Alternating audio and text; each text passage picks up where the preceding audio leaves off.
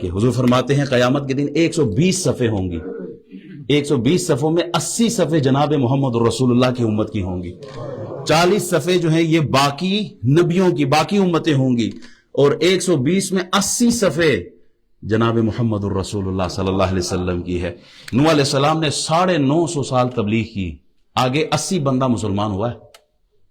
950 سال تبلیغ، ان 80 میں سے بھی 8 بندے اپنے گھر کے تھے، 72 باہر کے لوگ تھے۔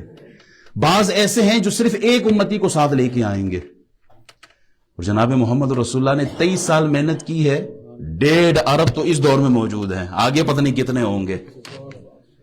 جناب ابراہیم، جناب الیاس، جناب موسیٰ، 12 نبیوں نے اللہ سے دعا کی ہمیں اس امت محمدی میں شامل کر لے۔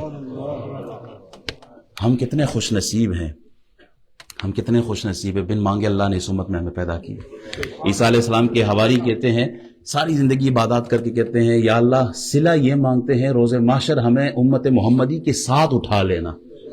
عیسیٰ علیہ السلام کی امت، قربان جائیے اس امت پر، بڑی فضیلتیں ہیں۔ فضائل امت اگر بیان کیے جائیں، موسیٰ علیہ السلام نے تو 40 دن امت کو چھوڑا تو پیچھے بچڑے کی عبادت کرنے میں لگ گئے، شرک میں لگ گئے۔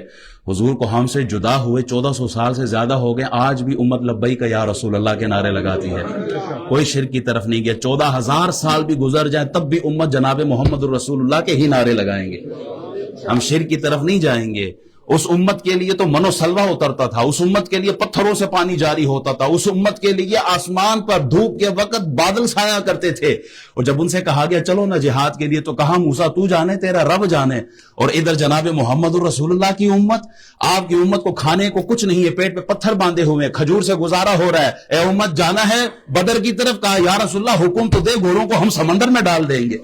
حضور آپ حکم تو دے، ہم کیسر و کسرا سے جنگ چھیڑ دیں گے۔ اس امت نے کبھی بھی رسول اللہ کو پشت نہیں دکھائی ہے، سینہ سامنے کر کے کہا یا رسول اللہ فدا کا ابی و امی، یا رسول اللہ ہماری ماں باپ ہماری عزتیں آپ پر قربان ہو۔ اس امت کی اسی لیے بڑی فضیلتیں ہیں کہ اللہ اس سے پیار کرتا ہے۔ اس امت پر رسول اللہ کے کتنے احسان۔ زکوٰۃ ہم سید زادوں کو نہیں دیتے، وقت نہیں ہے، میں پوری ایکسپلینیشن نہیں کر پاؤں گا۔ کیوں حضور نے کیوں سید زادوں پر زکوٰۃ لینا حرام کیا؟ اس لیے کہ اگر امت نے زکوٰۃ سید زادوں کو دینا ہو تو پھر تو ساری امت سید زادوں کو ڈھونڈ رہی ہوگی، کدھر ہے سید زادہ، ہم نے اسی کو زکوٰۃ دینی ہے، پھر غریب امت کا کیا ہوگا؟ حوض کوثر پہ حضور فرماتے ہیں سب سے پہلے غریبوں کو پانی پلایا جائے گا، نادار غریب جو ہوں گے، جو مہاجرین ہوں گے، حوض کوثر پہ پہلے جام انہی کو پلایا جائے گا۔ حضور کے دل میں اس امت کا درد ہے، ہمیں بھی یہی سبق ملتا ہے کہ ہم اس امت کو سینے سے لگا کے رکھیں۔